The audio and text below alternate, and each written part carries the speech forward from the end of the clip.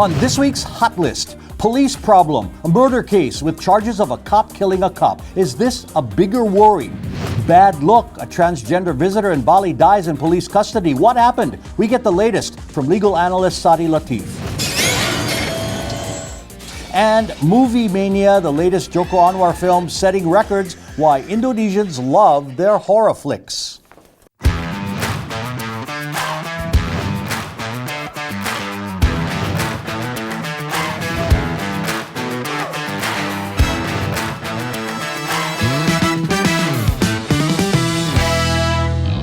Hello and welcome. This is Hot Indonesia. I'm Dalton Tanonaka in Jakarta. Let's get to it. My co-hosts, Millie Lukito, CEO of the Mobiliari Group from her home in Jakarta, and Linda Ibrahim, writer and business consultant based in Jakarta. Hot topic number one, police problem. The shooting on July 8th was initially described as a police officer killing another for sexually molesting another officer's wife. But investigators say that wasn't the case and charged Inspector General Ferdy Sambo with murder. He has since been dishonorably discharged from the National Police. 4 others are charged in the case. The penalty here, death. Now, this has been in the spotlight for nearly 2 months now, ladies, as you know, and I didn't think an internal police case would be interesting to our international audience or anything they'd care about. But if it's a matter of feeling safe and having confidence in authorities, then yeah, it's time to talk about it. So to you, Millie, first. A lot of holes in the initial story. The officer killed was actually a subordinate of the officer charged. Yes, this is a really real case, and I think this is relevant to our international audience as well. This is a real case of abuse of power. And why can that happen? It's because of personal opinion here of a wrong policy done by our president, actually, because he directly put the police under him, and the police directly report to him. Where the background of this move is clear, because he wants to extend the police power to be able to address ideological war on, let's say, prices hikes in Indonesia and so on. But the good intention is actually hidden behind the gross amount of abuse of power by the police. What are you saying? How does it relate, Joko having direct control and this police officer killing another? Yeah, because psychologically, the army is put directly under the defense ministry.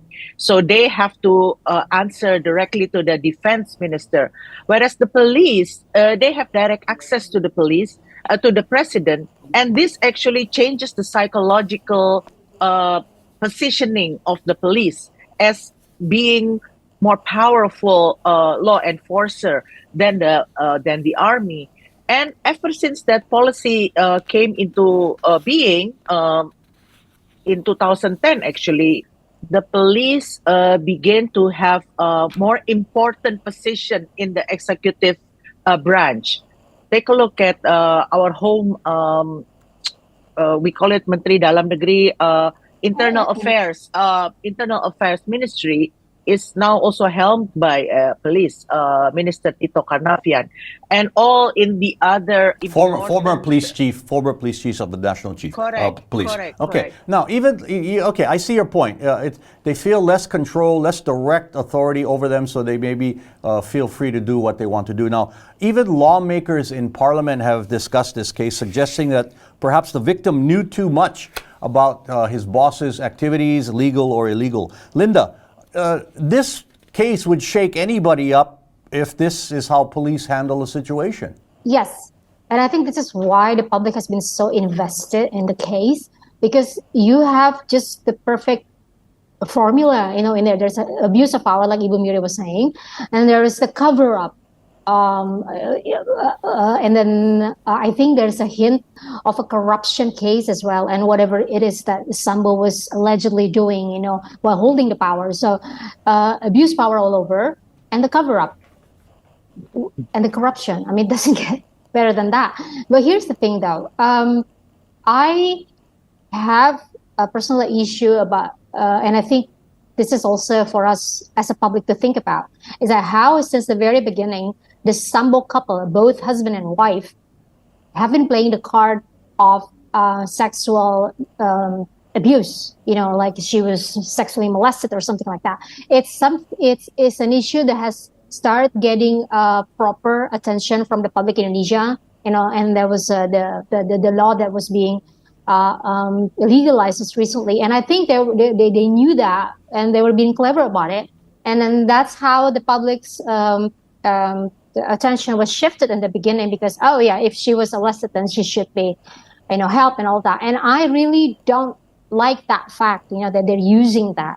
And there was also another plot. I don't know if it was by them, by the couple, or it's just a perfect opportunity. Was this Kak Seto, a renowned activist for children rights? I get it. And the Sambo's children, all four of them, at least the three, they're not babies, are getting abused in the school, and we should protect them. But at the same time, there's gazillion other children in Indonesia that are getting abused, and it should be helped. So I really hate the fact that they kind of know all the soft spots to hit, and using all the PR moves to get as much as sympathy as possible. To this day, ladies and gentlemen, we still don't know the motive. And if I'm listening to the parliament hearing correctly last week, apparently in the criminal code of Indonesia, motive is not important. And I believe the motive is important. Was it really just, it's lewd sexual acts between consenting adults that were not married?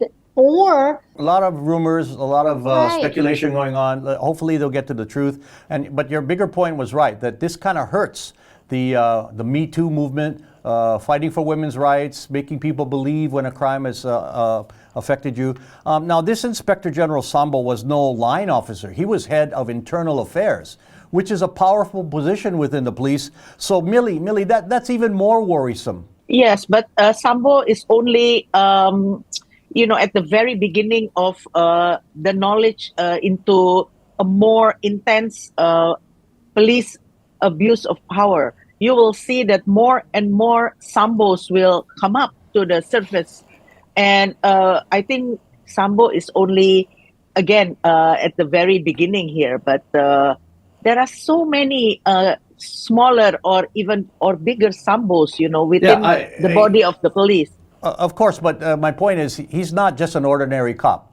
No. He's in a position of authority. He has control. He investigates other police. Now they're investigating him. Because otherwise it would not have been so dramatic. This can happen because he is in a position of power. He can, therefore the abuse of power is so dramatic because, yes, he is the boss basically of whatever division that he is leading. With authority over other police. Now, Linda, real quick to wrap this up, what needs to happen now for the public to regain confidence in police as a result of this case? One, find out about the motive, because there's just so many rumors now going around and it's not helping. If there's no motive being discovered and disclosed to the public, then public would just believe on even bigger conspiracy theory behind it. Maybe that Sambo was really, the head rank of internal corruption, and then the police still trying to cover that up. That's not helpful with the image of police, which I have to say, not very good to begin with. Okay, and number two? Number two, then, deliver the justice. If you see there's a power relation here, right? If Richard Eliezer was ordered to shoot, was he really in the position to say no? It was like that movie, the Tom Cruise movie a long time ago, if you remember. Yeah, and there's a whole movement going now, Justice for Joshua, right? There's a whole group coming up for the victim himself. Okay, we'll follow this. Hot Indo will continue shortly with Bad Look. This transgender visitor dies in Bali police custody. We get the latest from legal analyst Sary Latief.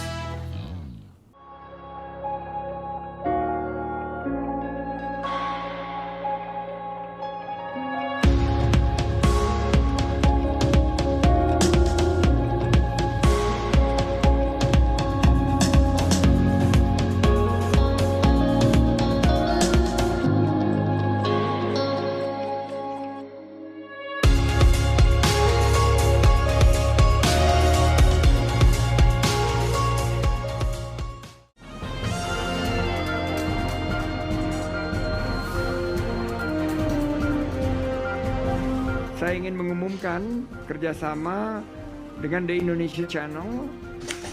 Saya mendorong semua entitas untuk bergabung dalam upaya ini dengan mempromosikan produk dan layanan mereka di platform digital yang unik ini.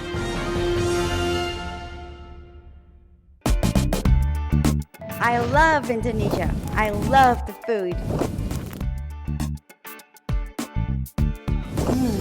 Yummy. Wow. I'm gonna hunt for ingredients. Now I'm ready to cook. Let's go to the kitchen.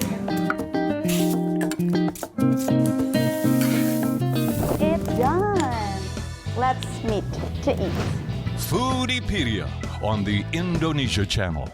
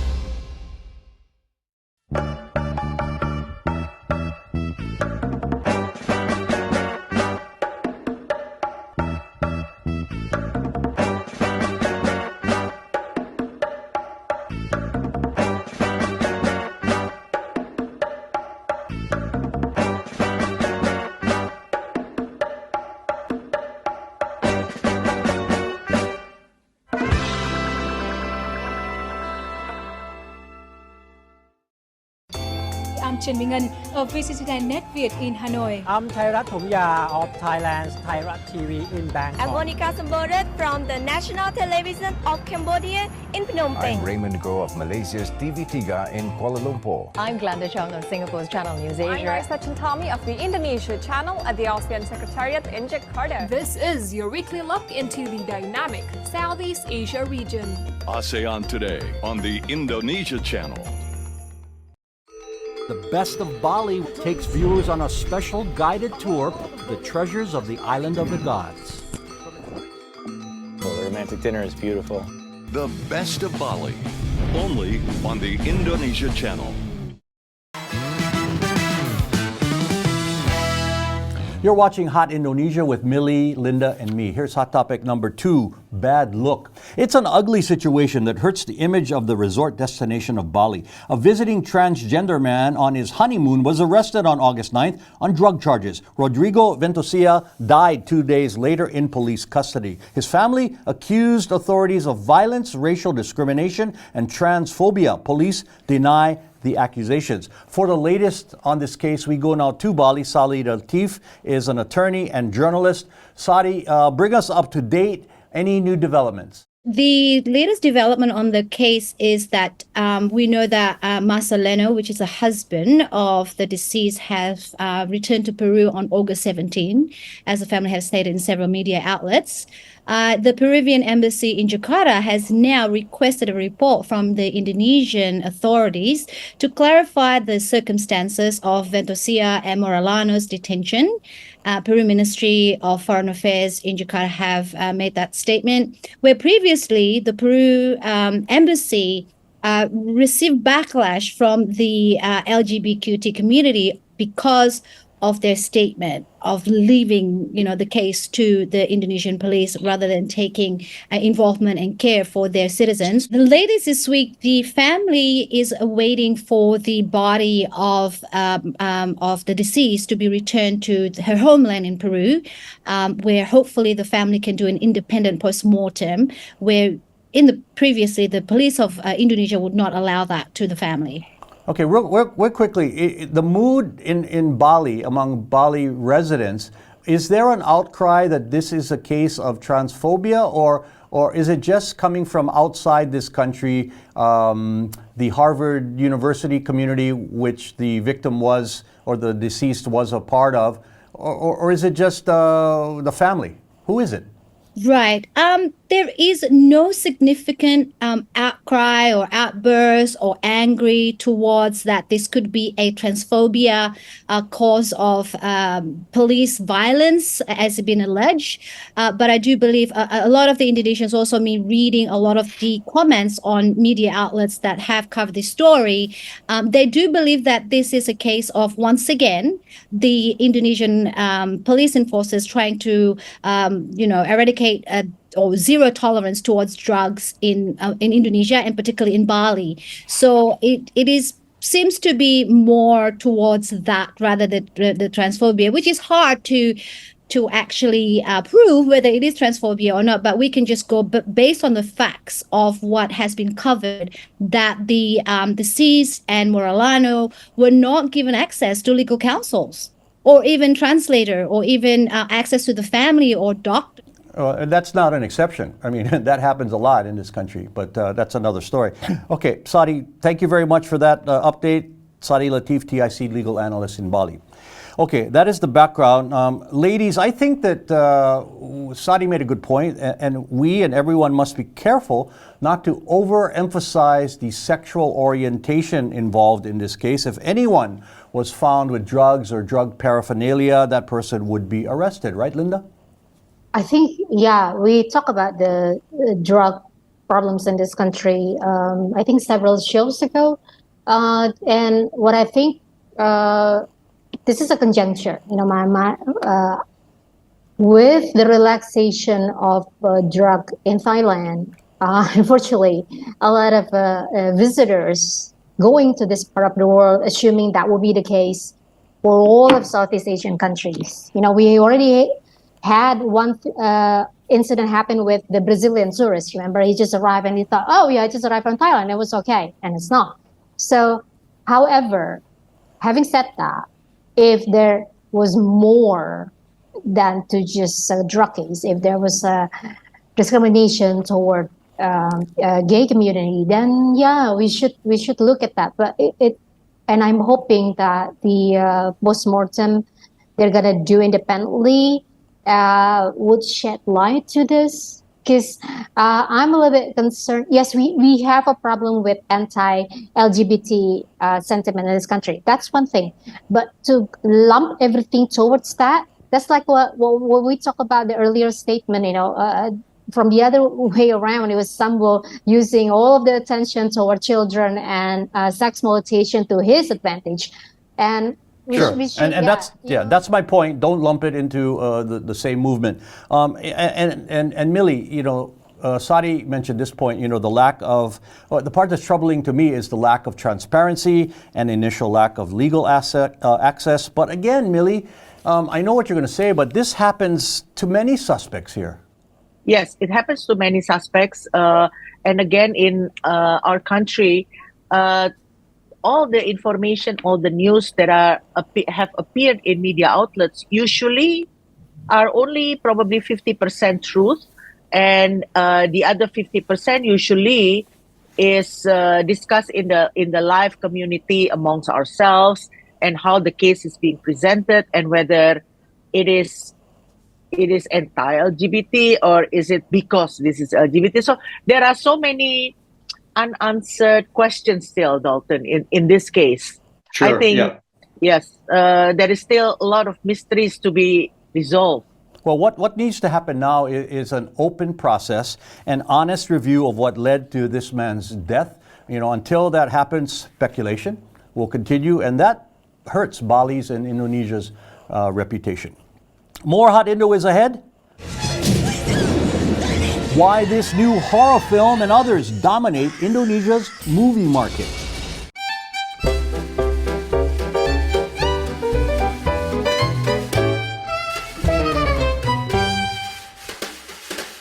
Produk lokal memang handal, kreasi lokal memang spesial. Ayo beli buatan negeri, bangga sekali produk sendiri. Dari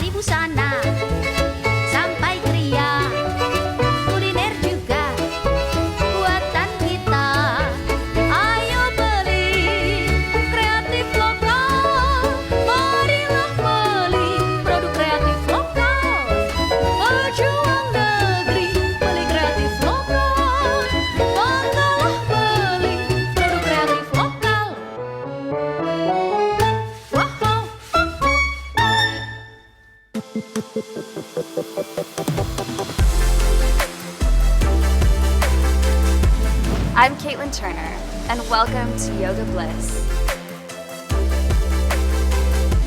Exhale, reaching down to triangle pose. Roll your knee out and up to the sky, breathing here. Yoga Bliss, only on the Indonesia channel.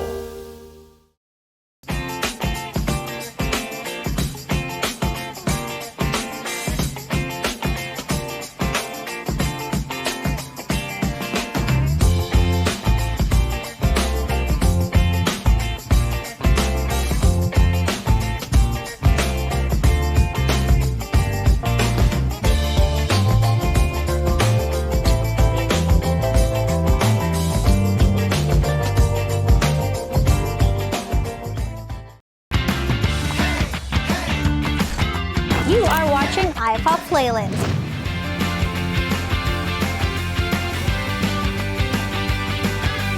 iPop on the Indonesia channel.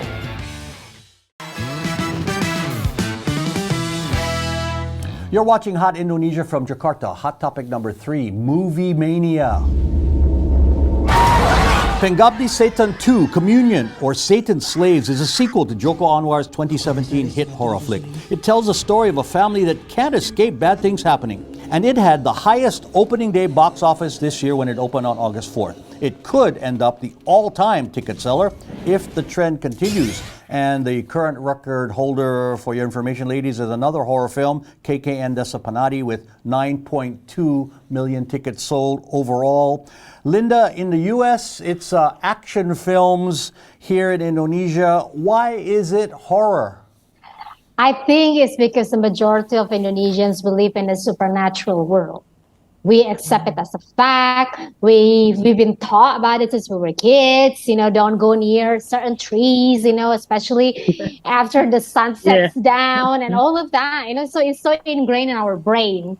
And whenever there is a funny occurrences, the first reaction most Indonesians will have is whether or not it had anything to do with ghosts.